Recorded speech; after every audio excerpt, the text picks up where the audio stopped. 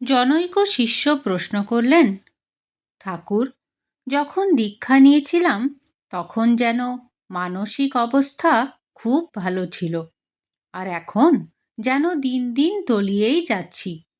কেন এমন হলো ঠাকুর?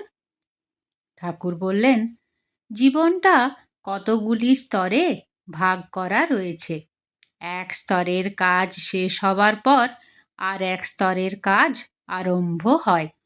যে সময় একটা খুব ভালো স্তরের বিকাশ হয়েছিল জীবনে, তখনই তোমার দীক্ষা হয়ে যায়।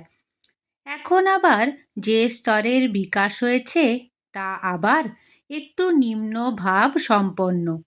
তদ অনুযায়ী তোমার মনের গতিও নিম্নাভিমুখী হয়ে পড়েছে।